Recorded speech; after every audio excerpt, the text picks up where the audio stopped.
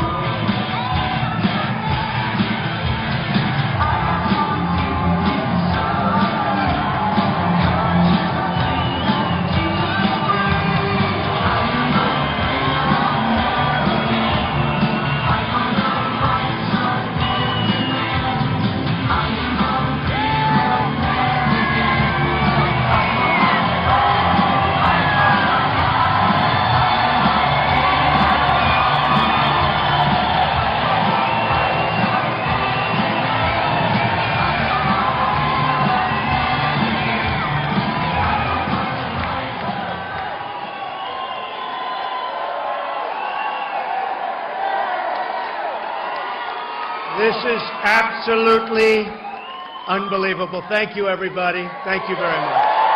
Thank you.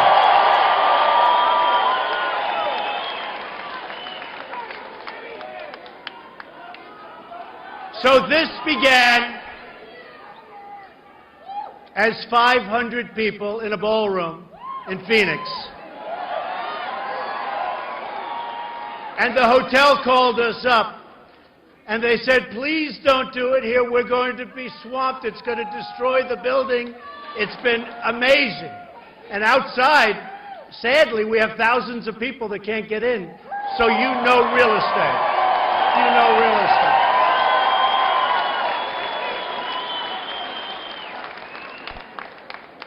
I want to thank everybody. You know, last night, and a lot of you saw it on television, it was actually carried live, we had an amazing event, and a very sad event, and yet very beautiful. Because the word is getting out that we have to stop illegal immigration. We have to. We have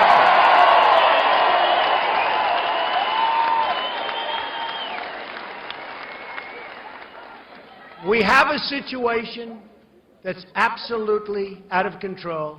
We have incompetent politicians, not only the president.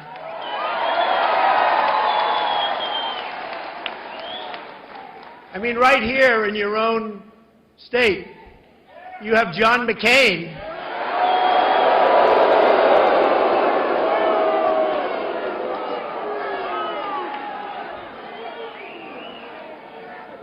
I just hate to see when people don't have common sense, don't have an understanding of what's going on, or perhaps don't want to know. Maybe it's campaign contributions, maybe it's special interests, maybe it's lobbyists. But for some reason, some people don't get it, and I don't think they'll be in office much longer. I really mean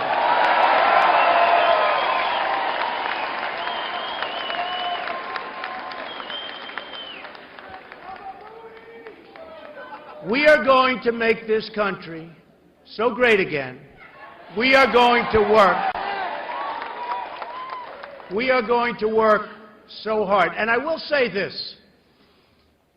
When we had our event last night, I saw hardened veteran reporters who were crying. You had to see this. People that I've known for a long time, that I don't even like. They're not good people. How you doing back there?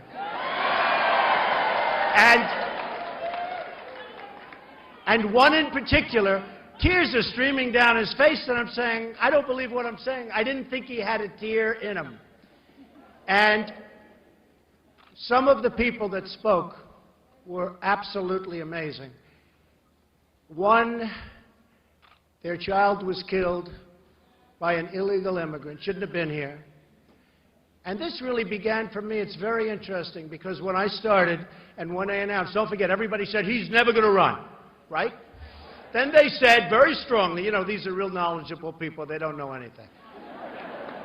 Then they said he'll never file his FVC paper. Well, I filed that 2 weeks ago. They said, oh, wow. Then they said he'll never file his financials because he's not as rich as people think. And they get filed during this week. And by the way, some of the other candidates will not be filing from what I hear, okay? And when they file, the number is actually much higher than anybody ever knew. And I'm not saying that to brag. I'm only saying that because that is the kind of thinking our country needs. We need thinking where trade deals with China, with Japan, with India, with everybody. We're getting ripped. We're being taken apart piece by piece, slowly. Slowly. China laughs at us. They laugh at our stupidity. They laugh at our incompetent politicians. They have geniuses negotiating for them. We have people that don't have a clue. They don't have a clue. Mexico, and by the way, officially, and I've only said this about 200 times, but it never gets reported. I love the Mexican people. I love the spirit of the Mexican people. I love it. Many, many people from Mexico, legal. They went in the old-fashioned way. They're legal. Many, many people from Mexico work for me. And over the years, thousands of people, Hispanics, have worked for me. And many, many work for me now. But thousands. They're incredible people. By the way, nobody ever says that. Nobody ever says that. They always cut that out. And I'll go a step further. I respect Mexico greatly as a country. But the problem we have is that their leaders are much smarter, sharper, and more cunning than our leaders, and they're killing us at the border, and they're killing us in trade. They're killing us.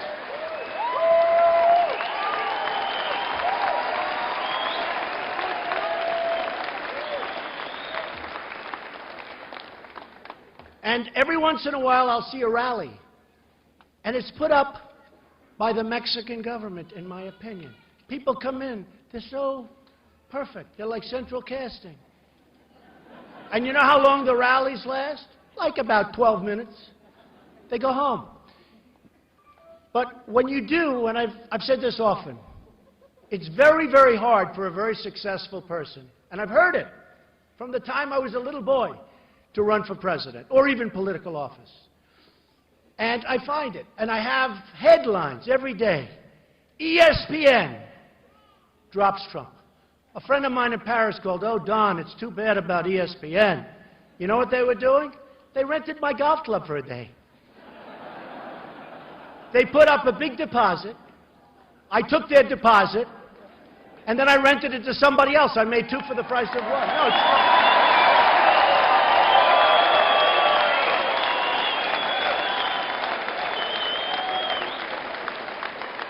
Then the next day, all over the world, NASCAR drops Trump.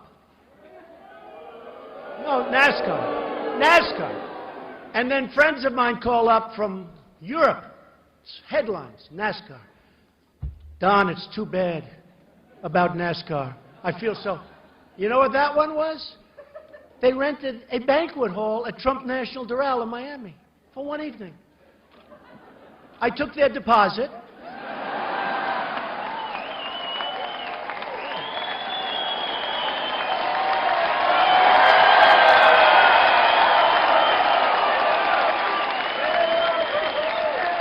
I took their deposit, and you know what? I just rented it for much more money than they were paying. So it's two for the price of one.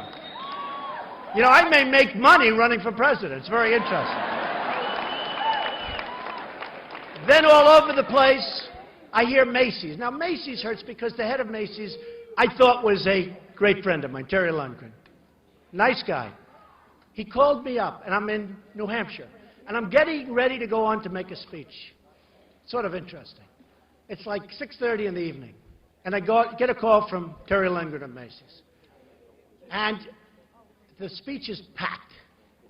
Packed. It's a house. It was supposed to be in the house.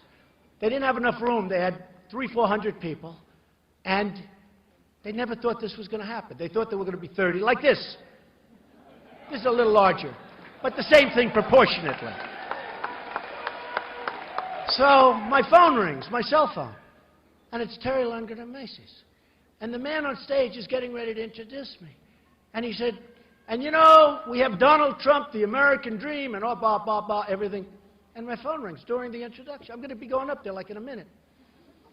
And he goes, Donald, hi. It's like my best friend. I said, Terry, what's your problem? He said, you're very controversial.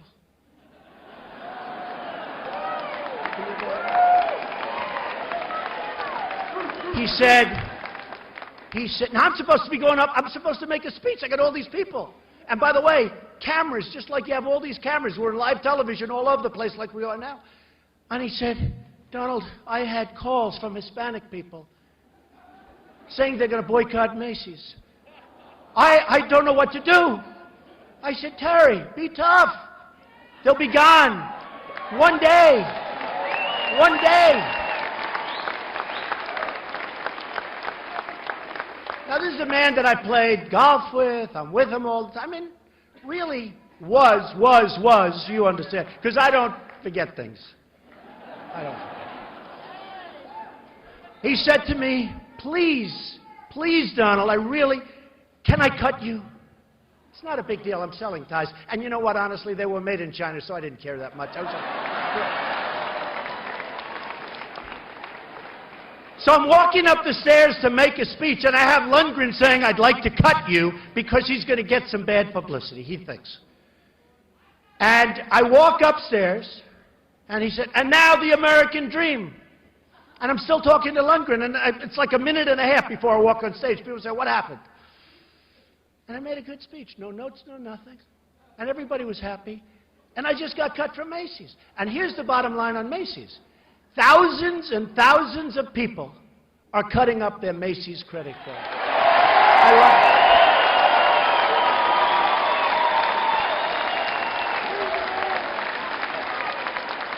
it. Thousands. Then I get a call from NBC. Now let me tell you about NBC. No, I got to tell you. Hey, look, I love the people at NBC. We had a tremendous success with The Apprentice. And they renewed The Apprentice. See, I give up a lot. You're going to see how much money I made with The Apprentice come Wednesday or Thursday when I do my file. Seriously, it's very lucrative. You know, it's great when you have a big television show. It's like, you know, you're a movie star, you get a lot of money, right? Not that much, but a lot. But you're going to see very impressive numbers. So NBC calls me, we'd like to see you. Now, they don't care about inclusion. They were talking about inclusion. You know, they write the press release. So I read this. I say, this is incredible. But they call me, and a couple of months ago, the head of NBC comes to see me. And the head of NBC's boss, I don't want to mention names because they're really good people. They're friends of mine, although I probably will never speak to them again either. And you know what the head of NBC's boss, that's Comcast because they own NBC. So I get a call, the head of reality for NBC, the head president of NBC, and the head of everything, head of Comcast. And they come see me a number of months ago. Please do The Apprentice. Please. They won't deny it. They won't deny it. I said, I can't. I want to make America great again. I've done The Apprentice now for 12 years. And it's a great show. For 12 years, there have been 14 or 15 copies of The Apprentice. Every one have failed. Every single one. I mean, I could give you the names, but I don't want to embarrass people. Give you a couple of names. No, nice people. Mark Cuban did one called The Benefactor. It was a disaster. Richard Branson did one. Great guy, but it didn't work out. Tommy Hilfiger, who I love, tenant in my building. Great guy, didn't work out. Hilton's did one. Martha Stewart did one for us. Did one for Mark Burnett and Donald Trump. Martha Stewart. She just got out of the can. No, it's true. She's hot as a pistol, right? You know, they show her coming out. You know, she's got the whole thing with the whole outfit that she's wearing, the whole thing. I said, what a great idea. So we actually did The Apprentice done by us. It wasn't even a copy. It was called The Apprentice. Within a couple of shows, it was over. It was over. So I must have something, right? I must have. So here's the story. NBC sees this. I mean, they're smart people. So NBC comes to my office, and they want me to do The Apprentice so badly. And what do? I say, I can't. I'm going to run for president. And okay.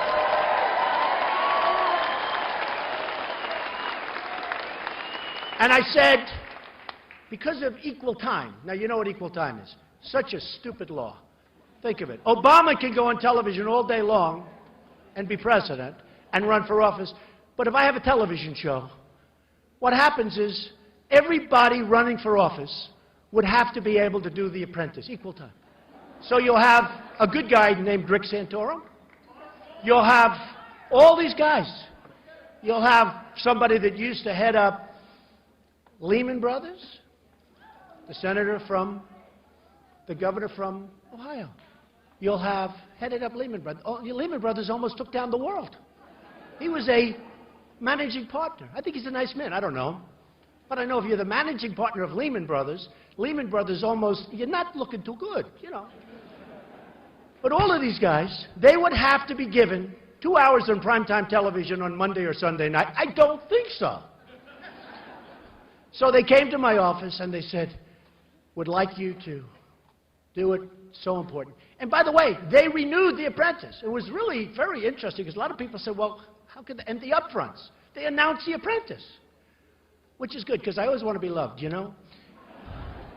Like when I went on dates, if a woman dropped me, which happened often, I would always like to say, or at least in my own mind, that I dropped her. Does that make sense? So what happened makes me feel better. So they renewed The Apprentice, and I said, I'm not going to do it because I'm going to run for president. They didn't believe me. I said, why don't you believe me? Why would you give up a primetime show? Mark Burnett calls, great guy, Survivor, Apprentice, great guy. He really is a wonderful guy and a friend of mine. He calls me, he goes, Donald, they're giving you an extension. Nobody turns down an extension. He said, I've never heard of it before. I said, Mark, I'm going to run for president. Nobody believed me. Then I run, and the guys who are in my office, they said, all right, run, and then by September, we'll do something. You believe it? I said, well, if I don't do well, I would have done that. You know, why not? If I'm not doing well, if it's obvious, there's a problem. We just went to #1 in the polls.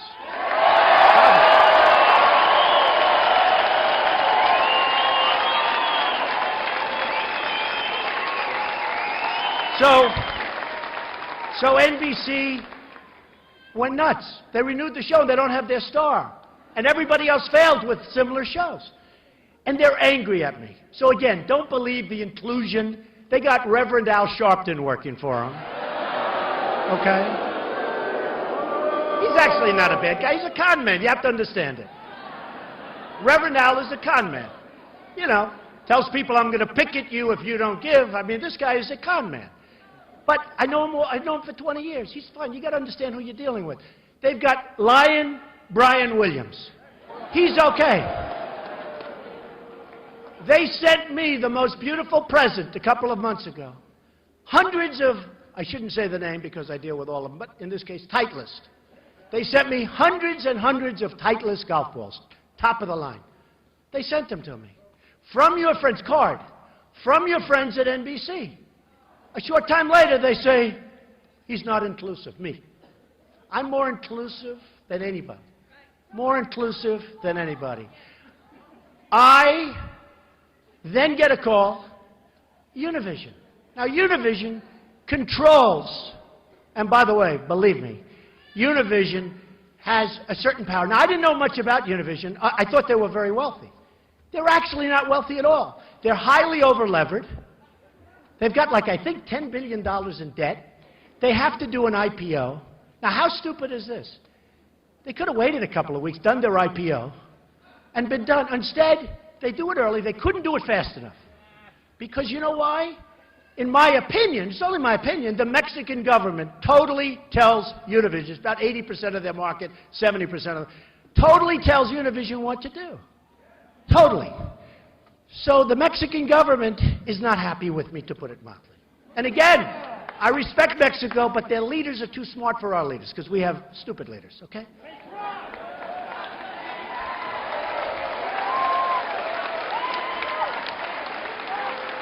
And I'll tell you, just between you and I, just between this little bit of a group, thank you very much.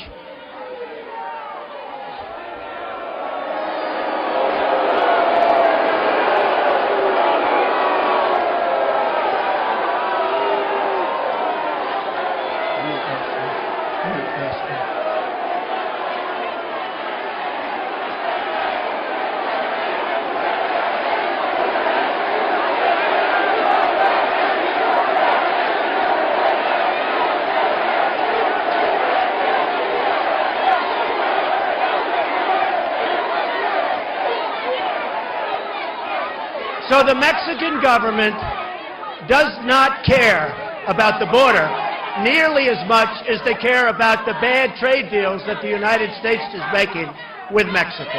That's really what it's all about. That's really what it's all about. So I just sued Univision for $500 million.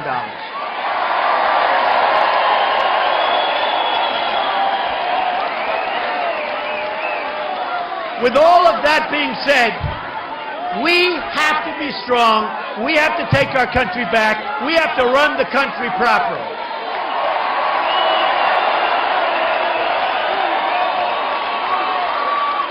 So, I'm going to bring up a man who's a great man. He's a great, great guy. I saw him the other day on television. Don't worry, it's okay. You can shout. I wonder if the Mexican government sent them over here. I think so.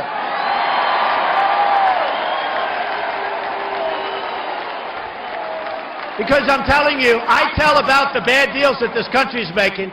Mexico, I respect the country. They're taking our jobs. They're taking our manufacturing. They're taking our money. They're taking everything, and they're killing us on the border. And Mexico does not like it. So remember this. Don't worry, we'll take our country back very soon. Very soon.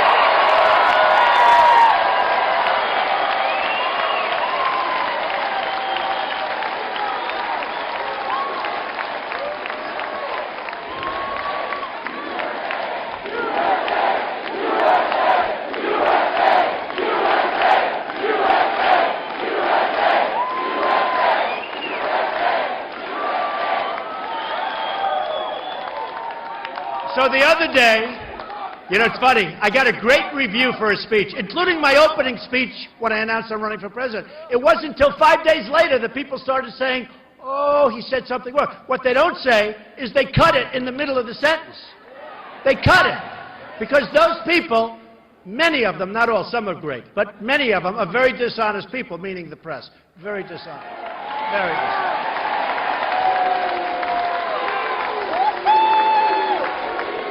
I'll give you one quick example, because I want to bring somebody up for a second who's fantastic. But I'll give you one quick example.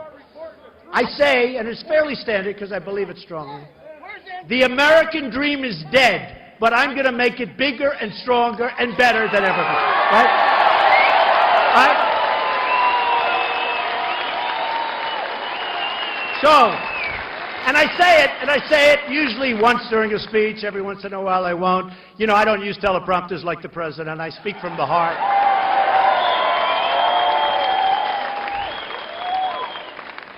So I say the American dream is dead, but I'm going to make it, it's standard, but I'm going to make it bigger, better, stronger than ever before. Okay. So now I go home, my wife says to me, darling, that was such a tough statement. What? I turn on the television. The American dream is dead. Period. Cut.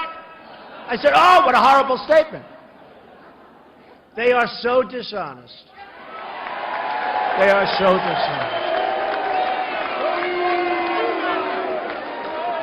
You know, what I usually do, because if you really love this country, you have a very, very hard time convincing people that what you're doing is right and that you're really smart. And like a lot of us are really smart. I'm really smart. Went to the Wharton School of Finance. Even then, a long time ago, like the hardest or one of the hardest schools to get into. Did well at the school. Came out, made a fortune, wrote a book called The Art of the Deal. Did everybody read The Art of the Deal? They say the #1 selling business book of all time, which I agree, but I'll say one of them because if I'm slightly off by 2 copies, they'll say, oh, Trump exaggerated. But I think is the most, the number was #1 bestseller. Wrote many bestsellers, many, I think 12.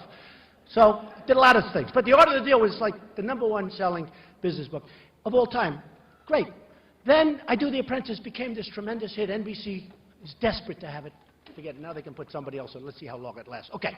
So ready? And then I hear like, Donald Trump doesn't deserve to be on the same stage with some failed senator, failed governor, or something. It's sort of amazing, isn't it? Isn't it amazing? And the poll just came out, and I'm tied with Jeb Bush. And I said, oh, that's too bad. How can I be tied with this guy? He's terrible. He's terrible. He's weak on immigration. You know, the sanctuary cities. Do you know he had 5 of them in Florida while he was governor? Can you believe this? I didn't know that. 5 of them. He's totally in favor of Common Core, meaning your children in Phoenix, and other places are going to be educated by bureaucrats from Washington, who for the most part just want to pick up a check. Give me a break. And he's in favor. I don't see him as a factor, and I know it's the Bush name, which, you know, got us into lots of words. I mean, in all fairness, not the greatest. But Jeb Bush, I don't get it. So when they said, Mr. Trump, you're in first place. Oh, that's good. You're tied with Jeb Bush. I said, that's not good. How could I be tied with this guy? But I'll tell you what. I'm going to bring up a man to say just a few words. His son was viciously and violently shot by an illegal immigrant. His son was a star athlete, a star student. He applied to Stanford and many great colleges. He could have gone anywhere. And I met Jamiel on television about a week ago. I see this guy, he's mentioning my name. I say, oh no, not again, because I figure he's killing me like everybody else, right? My wife said, no, I think he's saying some really good things. I said, I doubt it. You know, they're hitting me left, right. I said, I doubt it. Well, I turn it up. And he said, the only man that's sticking up for us is Donald Trump. I said, wow.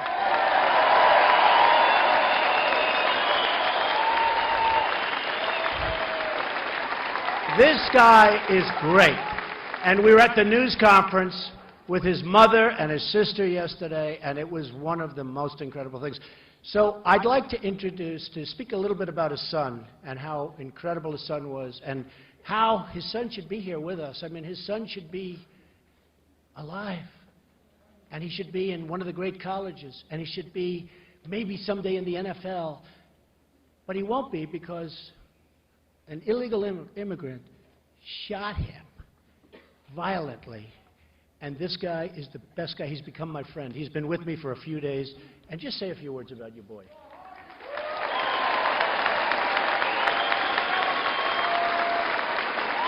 Thank you. Yeah, my name is Jamiel Shaw. My son was named Jamiel Shaw II. He was shot dead in the street by an illegal alien, or should I say, someone in the country illegal. And he was a good kid. I'm sorry, he was a good kid. He was a good kid. He was. We thought we did a good job. You know, when he was 5 years old, I started training him to get him ready. My goal was to get him ready for the 9th grade, which is high school. And we know high school football is big time. You know, you have to really start early. We were doing the Pop Warner. We were going through everything. And I was on this case 24/7. I'm one of those hands-on dads like my dad was. He was hands-on, you know. Yeah. He was hands-on and the belt on, you know. And, you know, I respected my father, and I was scared of him more than I was scared of the police, you know. So I made sure I couldn't do nothing wrong. And I wanted my son to be the same way. You know, I didn't want to have to spank him. I wanted him to do what I say because it's the right thing to do, and you want to, you know, you want to make it in life. You know, so what we trained, we got to high school, and he just really, it was unbelievable. I was started getting scared. It's good to be true. You know, he was 3-time MVP. He was in the 11th grade, all 3 years MVP, Player of the Year, All City. I'm sure people out here know what I'm talking about with their kids went through that kind of stuff. And you know the hard work and the sacrificing that the kids have to do and the parents, you know, my weekends was his. You know, I had to go and take care of everything. So one Sunday morning we had went to Pasadena at a training clinic for Division I prospects. So, you know, we was like, wow. He was like, man, Dad, we did it. So make a long story short, on the way home, he asked me could he go to the mall. And of course, I didn't want to, but, you know, all right, man, what time are you going to be home? He said, I said, well, be home by 7. It was like 3 o'clock, you know, still early. So he went to the mall. I called him up, you know, about 7 o'clock. Hey, he wasn't home. Hey, where are you? Hey, I'm coming home from the mall. We missed the bus. You know, we're safe, Dad, we're safe. Because he knew that's all I was, you know. I said, make sure to call me. I would have came and got you, you know. So I said, I'll call you in an hour. Called him in an hour. Where are you? He's like, right around the corner, old man. You know, that's what he called me. And I was like, whew, I felt really good inside. I thought, whew, he made it home. You know, I live in L.A., you know. So he had a little brother, 8 years old. He get your clothes on. We get ready to go get some track spikes. He had a track meet that Friday. This was Sunday night. So, you know, a couple minutes later, gunshots. I mean, really loud, really crispy. So I knew, oh, my God. It was outside my house. Called his cell phone, didn't answer it. Man, I knew. I went outside and looked down the street. There he was, laying in the street, dead. You know, I couldn't believe it. Even right now when I say it, you know, I don't believe it. You know, he was laying there with his eyes closed, looking toward the house. Looked like he was asleep. You know, it looked like he was asleep, but his body, I never seen a dead body before, and his body was obvious. He was dead, you know. And I remember, you know, just a hard situation to go through. After all that, you know, I found out that the guy that killed him was illegally in the country. Come on, you know, I thought somebody black did it, you know. I just really felt somebody. When I thought that, I wasn't even thinking. Found out the guy was on his 3rd gun charge. Now you have somebody illegally in the country on their 3rd gun charge. He's been arrested 3 times already. He's in jail again. Assault with a deadly weapon, battery on a peace officer. They gave him 8 months in the county jail. 8 months. Lit him out 4 months early. Now, this was an 18th Street gang member in the gang database. You know, he's been arrested twice for gun charges, stabbed people, put the schools on lockdown. It was just really violent, you know. And these were the ones that Obama said they wanted. The violent ones, the gangbangers, the ones with guns. He was released on a Saturday night without any supervision. Sunday night, he was in my neighborhood. My son coming home from the mall, you know, and he went to my neighbor's house. That's why he was in my neighborhood. To make a long story short, he went to my neighbor's house, knocked on the door. He wasn't home. On the way back to his car, saw my son coming. And right over there, he was on the phone with his girlfriend. He heard the guy ask him, well, my son was telling the girl, oh, something's going wrong, this ain't right, what should I, you know, kind of stuff. And she was like, run, run. It was too late. Heard the guy say, what set you from? And then he killed him. Shot him in the stomach. You know, one of the neighbors saw it, shot him in the stomach with a .45, so you can imagine. A 45, 17-year-old kid, shot him in the stomach while he was on the ground. According to the coroner, he had his hands up like this, and he shot him through his hand. They thought he had three gunshots because his hand was really badly damaged, bullet wound in his stomach and one in his head. The coroner said that he was on his back with like this, and he shot him through his hands and to his head. Now, we hear all the time, Michael Brown, hands up, don't shoot. Now, that was really hands up, don't shoot. I'm sure he wasn't saying anything because he just had a bullet wound in his stomach, but you could imagine your child. I tell people all the time when they protest me or they protest Mr. Trump, what you have to do is soul search. Put yourself in my shoes. Think about your child laying in the street dead. Your mother, your wife, your father, anybody, you know. We're not designed for that, you know. Didn't find out someone illegally in the country did it. So when I found out, I'm going to move on to Donald Trump. I found out when Donald Trump was running for office, I watched it because, everybody likes Donald Trump. If it's not even nothing to do with the presidency, you want to see what he got to say, So I looked and I saw what he was saying, and he was talking about saving the country. People, my friends were calling me, liberal friends calling me, turn the TV on, Donald Trump is talking about helping America. I turned on and I saw when I saw it, I was so happy. For the first time in 7 years, I felt hope, real hope, Yeah, I felt real change, And one thing Donald Trump showed me when he came out aggressive like he did is that he can weather the storm, We need somebody that can weather the storm. No one else can lose that kind of money and still be able to do what they got to do. You know what I mean? I tell people all the time, the only difference between me and Donald Trump is that he doesn't care what's going on because he has the resources. I don't care. I don't have nothing. I don't have nothing to lose. You know what I mean? So it's like a team, they can't stop us, and we really got to get him in here. He loves America, I would tell you, I'm serious.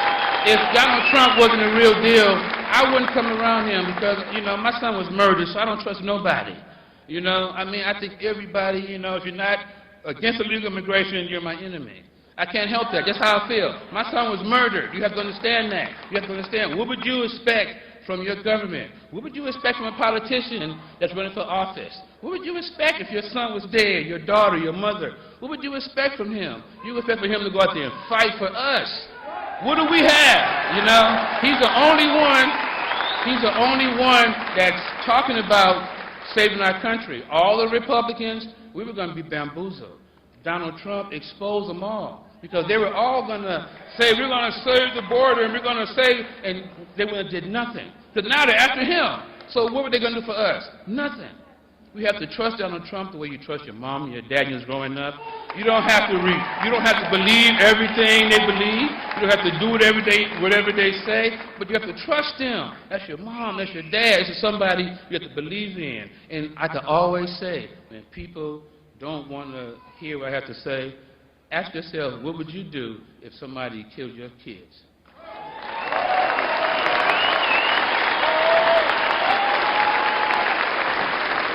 Thank you, Jamiel.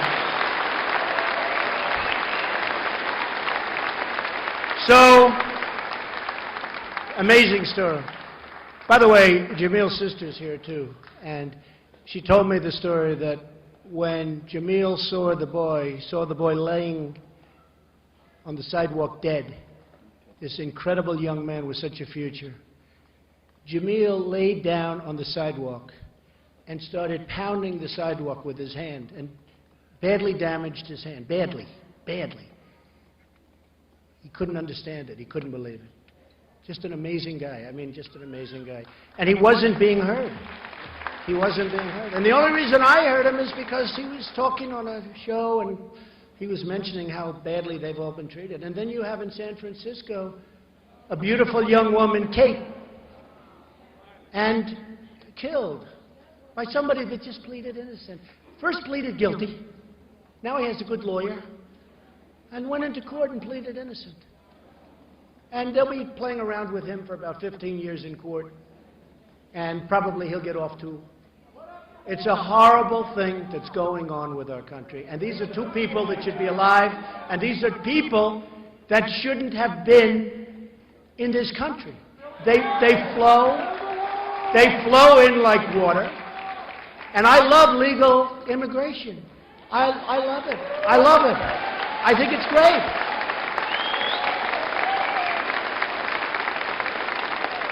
My wife is a legal immigrant. She went through a whole long process. It's not easy. And we should maybe make it easier and faster, which I think is fine. And we'll have great people come in. And we'll have them come in from all countries. Mexico, every place. These are great people. And one of the things that I've seen, somebody says, well, because it's been an amazing week. And, it's been like an incredible week because I thought I was going to be the jobs person. Because every poll, CNN did a poll the other day. I'm killing everybody on jobs. I'm killing everybody on leadership. You know, it's like funny. I was like, you know, I went through these different the only thing I'm not killing, a lot of people don't like me. I said, what difference does it make? This is about competence. Somebody said, you win on leadership by far. You win on absolute economic, financial, anything having to do with the economy. You like lapping the field much, much higher than anybody else. But they said, but a lot of people don't know whether or not they like me. I'm actually a nice person. But I actually said, if I'm winning in these categories, why are we even going through primaries? Hillary Clinton's going to be a horrible president. It's horrible. If she even wins her own primary, which I don't know. And by the way, just so you understand, even the press will say, this crowd today blows away anything that Bernie Sanders has had. That I can tell you. But if you think about it, Hillary Clinton was the worst Secretary of State in the history of our country. The worst. The world blew up around her. Our enemies are a disaster. Our friends, and they hate us more. Our friends are all gone. They're all gone. They're all sort of like, we don't get along with anybody. Everybody's ripping us off. Whether it's Russia or China. You know what we've done? For 20 years I've heard the worst thing that could happen would be if Russia and China start uniting. We've united them because we did things that were very onerous because Obama doesn't like Putin and Putin doesn't respect or like Obama. And all of a sudden, Russia and China now are doing all sorts of things together. So we've driven them together. And I've always heard that's a disaster. And it is a disaster. We have driven them. So Hillary Clinton was the worst. Now tell me something. Why would she, just tell me, why would she be a good president? She'd be terrible. Who would you rather have negotiating a deal, a trade deal, with anybody? Trump or Hillary?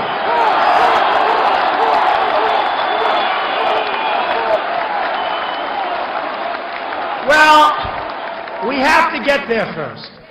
So, who would you rather have negotiating a really good deal with? Mexico, China, Japan, Trump, or Jeb Bush?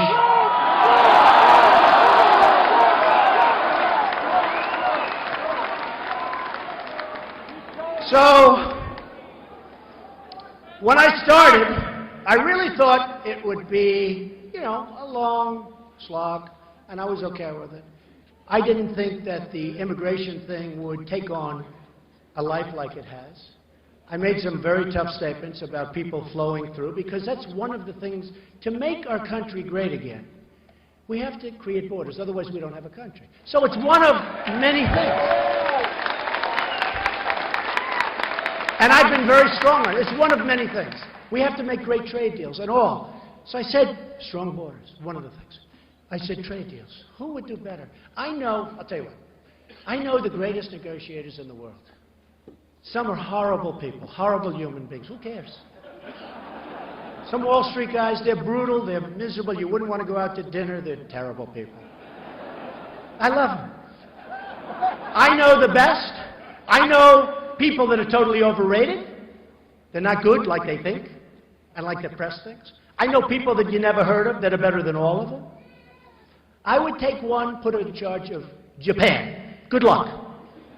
You know who's our primary representative right now? Carolyn Kennedy. You know how she got the job? 60 Minutes. She went to the White House.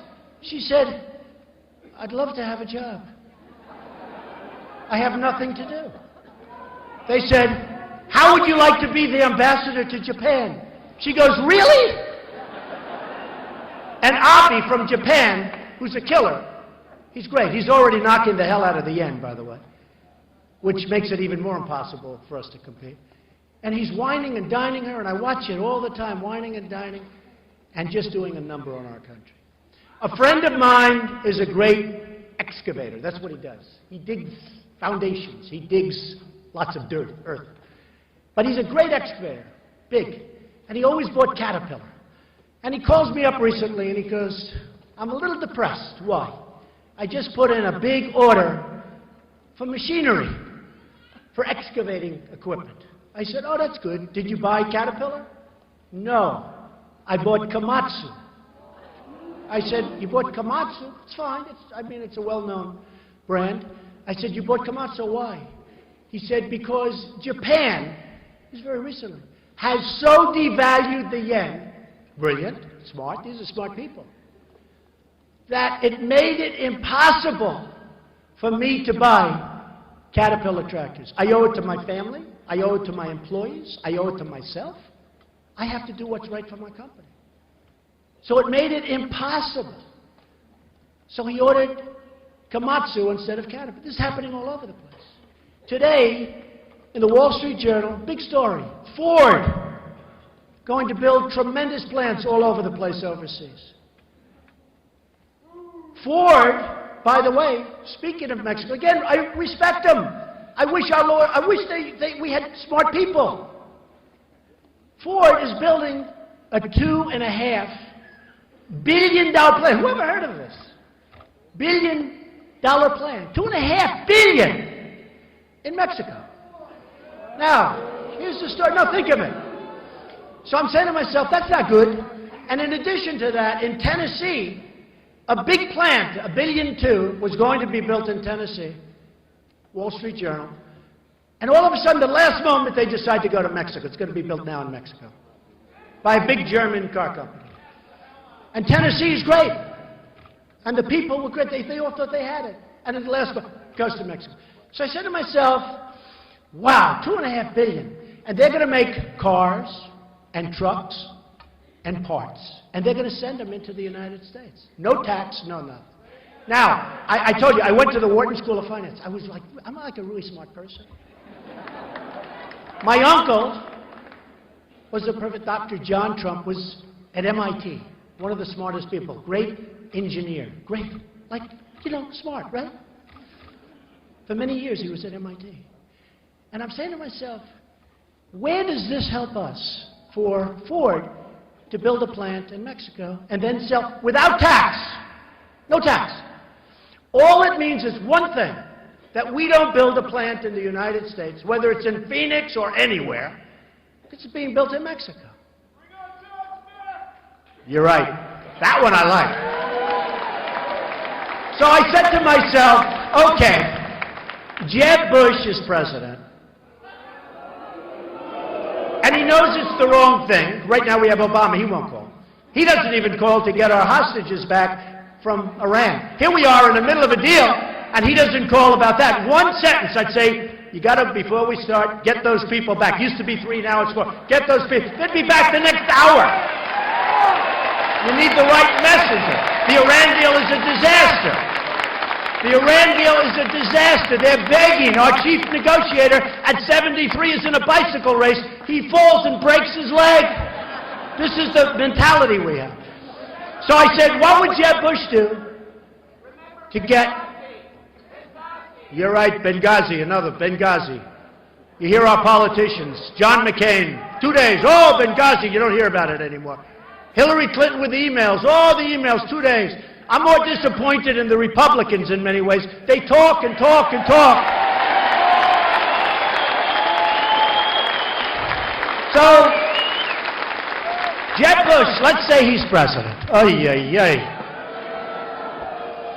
So let's say Jeb Bush is president. He knows it's no good to have a $2.5 billion plant built right near our country.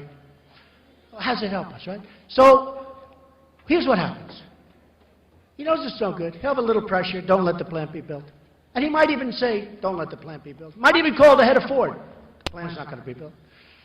And then the next day, he'll be called by special interests that supported him, his lobbyists who push him around like a piece of candy, or his donors who have stock in Ford. And they'll say, you can't do that. I helped you. You can't hurt them. You just can't do it. He folds in about 2 seconds. So let me say Trump is president. Let me say Trump. So I don't need anybody's money. Actually, people are setting up PACs all over the place. I don't care. If they want to give it to me, I'll take it. Okay? But I don't need money. I don't want money. So I'm doing my own. You'll see that on Thursday or whatever the hell day I file. You'll see I did really well. Much better than anyone ever thought. Just the opposite. So here's the story. So Trump is president. So I'll get a call from the head of Ford. And I'll say, you got to build in the United States. Sorry. They'll say, but Mr. President, really, we don't want to. I say, here's the story. Number one, congratulations on your new plant in Mexico. And number two, we're going to charge you 35% for every car, truck, and part. You say no.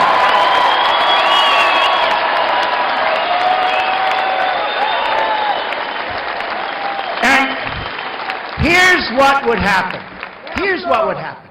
Now, this isn't like 99% sure. This is 100%. In fact, you know the negotiators, the killers that I told you about, these bad people? I wouldn't even bother calling them because this is too easy. I can just do this, like, you know, with a couple of phones. So here's what would happen with Trump. I will get some calls. He will say, Mr. President, this is terrible. Please, please. Sorry, can't do anything. Sorry, I don't care. I want you to build here. I want jobs in the United States. So, listen. So they would go, and they'd call up the lobbyists. I'd say, fellas, hey, I hire lobbyists. I have lobbyists all over the place. They're great. If I want something, go do this. I know the system better than anybody. I'm a donor. Somebody said, oh, you gave to the Democrats. Of course I give to everybody. I want to get everything done. Everybody loves me. Everybody loves me. I give to everybody. Now, in a lot of ways, that's very bad, because you know what? That's bad for the country. You know, it's bad, but that's the way it works. But I give to everybody. They all love me. They don't love me so much anymore, by the way, I have to tell you. But here's what happens. So he'll call.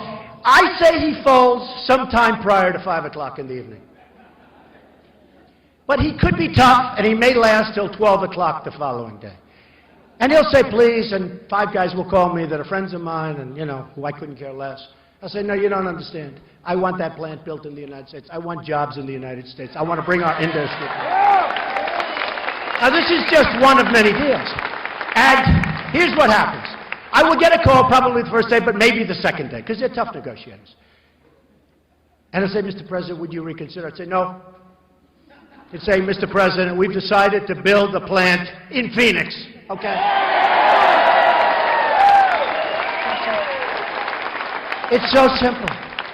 It's so simple. We have totally incompetent people. Now, some people say they're bad people. I don't think they're that smart to be bad people. I just think, honestly, I mean, a lot of people get angry when I say, I don't think they're bad. I think they're stupid. I think they're incompetent. So, we've got to take our country back. We've got to get rid of Obamacare.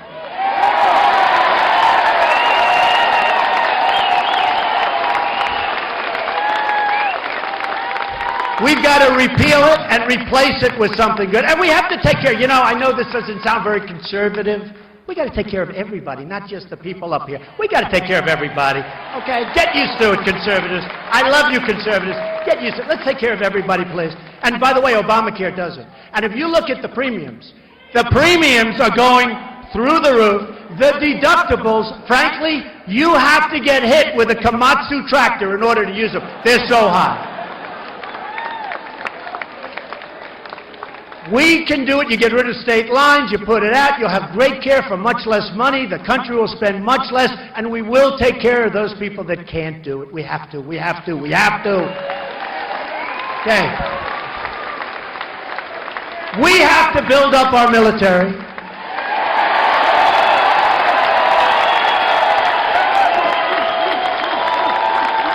I'm in the real estate business, as many of you have heard. You'll see that in a couple of days, by the way. I'm in the real estate, and all the time I get listings. A base is for sale, a naval base, a army base, a marine. They're always, I said, how many bases are there? All the time I'm getting these listings for bases. I said, what are we doing? We are hated throughout the world. China is building in the South China Sea, islands. We can't do that because we would not be able to get an environmental impact statement. Can you? We'd go through 25 years of being sued by the environmentalists. And by the way, I hate to say this, I've been given many, many environmental awards. I get a lot of environmental awards. But we have to take back the heart of our country. We have to do something special. We have to bring back, and let me tell you, in bringing back our military, we have to do something else. We have to take care of our veterans, because our veterans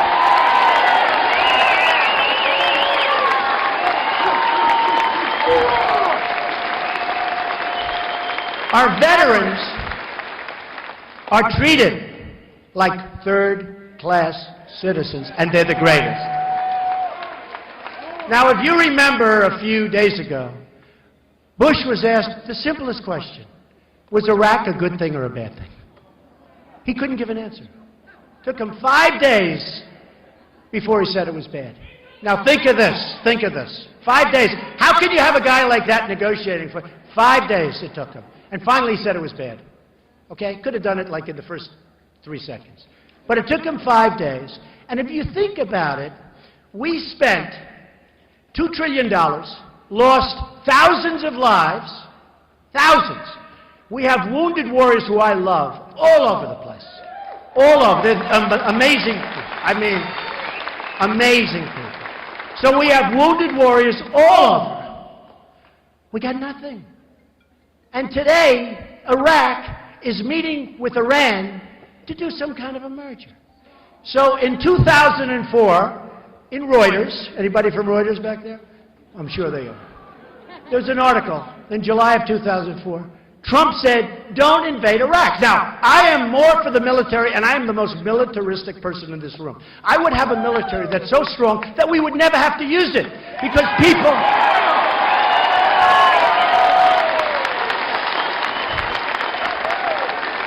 would say, no way we're messing with them. No way we're messing with them. And I'd get along with Putin, and I'd get along with China. You know, China, largest bank in the world, is in China. They're my tenant. I just renewed their lease. That's true. Who speaks worse about China than me? Now, I do it out of respect. But China, they just renewed their lease. We would never move to a building other than your building. They love it. But it's called respect. It's called respect. They respect smart things, smart people, smart deals. They have no respect for our country. So with Bush, if you people go with Bush, you're going to lose. I'll tell you one other thing, and we're going to wrap it up now, but I'll tell you something, and this will be surprising to a lot of people. Thousands and thousands of people work for me, tens of thousands. I've given tens of thousands. I've taken care of education for families. I've taken care of health care at the highest level. I don't even have to worry about Obamacare, because my people do better. My people got lucky, but I got lucky too. They're great people. Great people. But ISIS will be in such trouble.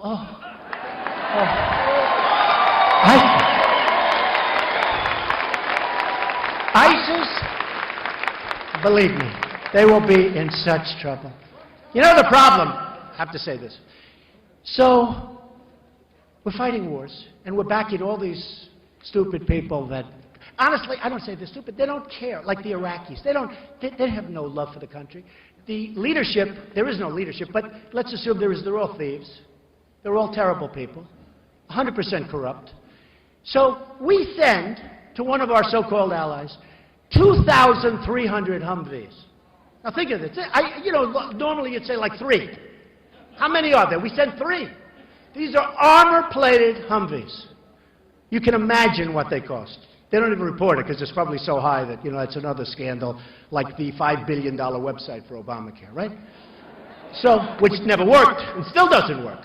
So we send 2,300 Humvees. One bullet is fired in the air. And the people we gave the Humvees to flee.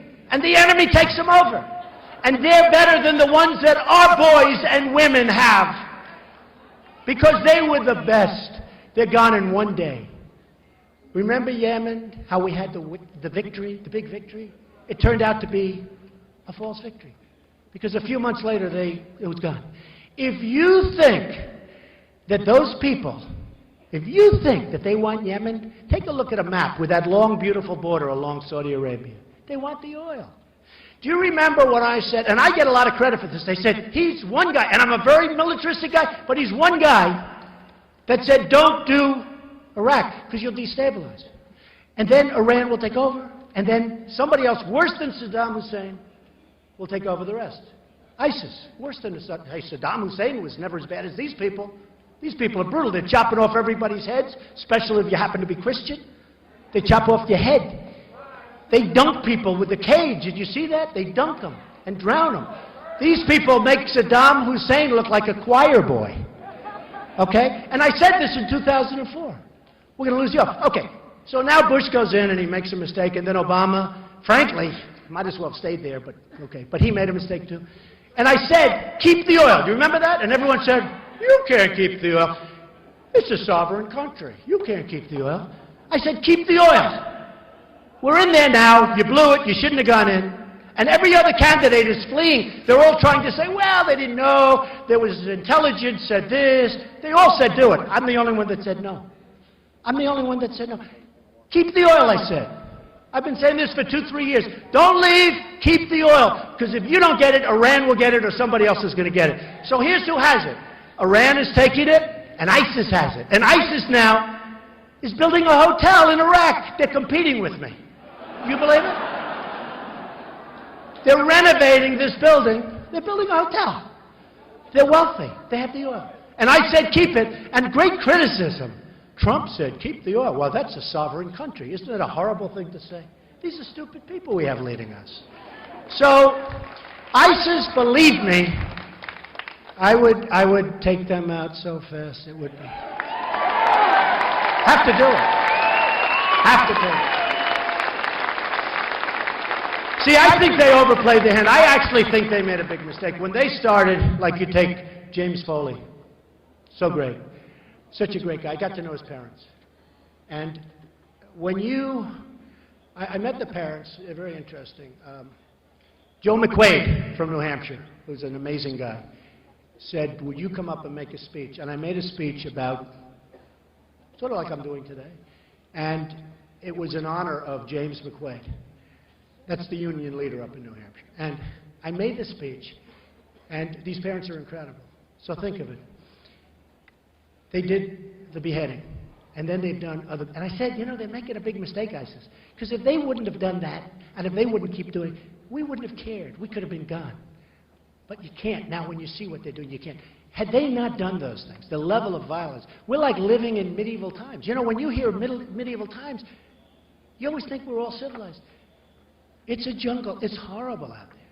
But when they started doing the beheadings, they really, I think they made a mistake. But not with Obama, because he's weak and he's ineffective. And he's not respected. Not respected. So here's the problem. Here's the kind of deals we make. James Foley is dead. Great guy. Amazing guy. Amazing parents. We have Sergeant Bergdahl, a traitor. So we negotiate for Sergeant Bergdahl, a no-good traitor. 6 people were killed trying to find him. 6 young, in this case, men, went out to try and get him. 6 of them never came back. 6 people died. And we have Sergeant Bergdahl. And here's our deal. This is just like the stupid deal that we're making with Iran on nuclear. This is just like everything else we do. The deals we make with China, the deals we make with Mexico. We don't know what we're doing. So we get Bergdahl, a no-good traitor. And frankly, I renegotiate deals every once in a while, not too often. But I'd send them back. And if they don't want them, send them back anyway. I want to renegotiate that. They get 5 killers that are right now back on the battlefield, trying to kill everybody, including the people in this room. And these were the 5 people that they most wanted. So I call Obama the 5-for-1 president. Who would make that deal? Now, I don't think it's because he's a bad person. Some people say bad person. I just say, who would make a deal like this? But these are the same deals that we make with all of these other countries. When I look at Japan, I just got over from Los Angeles. We had a tremendous crowd there, too. We had a tremendous crowd. And we had a big one in Las Vegas this morning. But when I look at these massive boats, I've never seen boats like this. The biggest boats with cars coming from Japan. And then we can't sell corn. We can't sell beef. It's peanuts. We can't sell beef. So we do about 20% to their 100%. So I had an idea on the way over. I said, tell Japan, that's okay, everything's fine. We're going to cut your orders down to 20%. Let it match. Let it match. Simple deal. Simple deal. And I had another idea that's also very simple. When Mexico, and you remember, when Fidel Castro took over, he opened his prisons, and he sent everybody over to the United States. And we accepted them. And it was hell. But we didn't send them back, we accepted them. In a much, much, much more sophisticated way, Mexico's doing that to us. Because why would they want to have a prisoner like these two horrible people that hurt so badly, destroyed, but hurt so badly, the Shaw family and Kate's family? Why would they want to have them in jail for 40 years paying for it? So I had an idea. They should have had him. The one with Kate came over 5 times. In my opinion, he was pushed out by Mexico. They don't want him. They don't want to take care of him. Why would they want to take care of him? And believe me, Univision, which I'm suing, by the way, for $500 million because they broke the contract. But Univision is doing the work of the Mexican government. And I don't blame the Mexicans. I respect Mexico. I don't blame the Mexican government. I just wish our people were smart. They're really smart doing that. They're sending them to us, and we're either putting them in jails or letting them go free, which is even worse. But we have to do something. So I had an idea. I said, every time an illegal comes to this country through the border, because Mexico is pushing them over, remember that. And by the way, unbelievable people are coming. A lot of people that are illegal are great people. Just let's get it straight. They don't want to give it straight. Because the press are liars. They're terrible people. They're terrible people. Terrible. Not all of them, but many of them. But here's an idea. So Mexico is sending lots of people. And by the way, they're coming from all over the world, including the Middle East. Why not? Come in, come on in. We're stupid, we'll take care of you, we'll pay. Get sick, we'll take care of your hospitalization. What kind of a plan do you want? So I had an idea. I think it's good.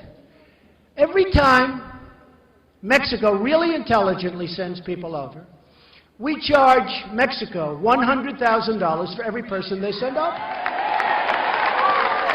Now, they make so much money that that's peanuts. It's not a lot.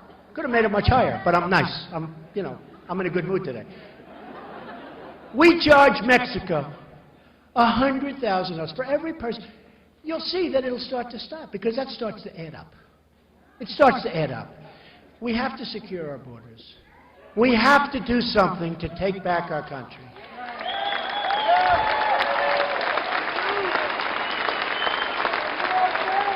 I mean, don't kid yourself, folks. What took place today, even by the dishonest press, what took place today is being seen all over the world.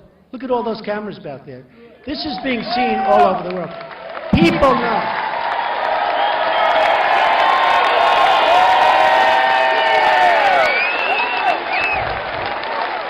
You know, it's a term I haven't heard for years, but I was thinking about it today.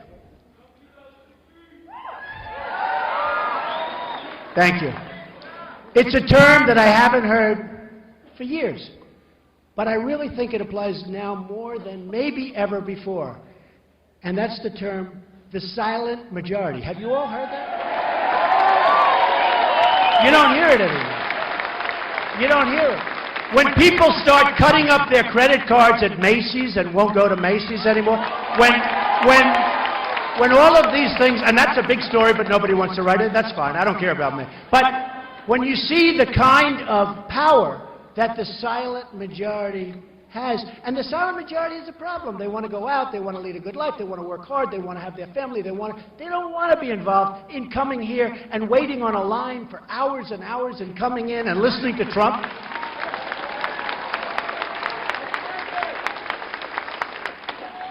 But the silent majority is back, and we're going to take the country back.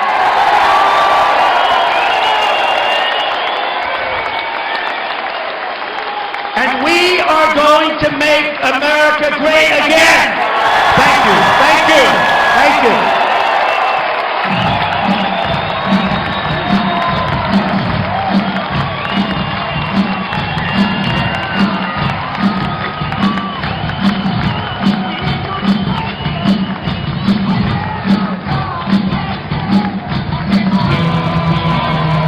Thank you very much.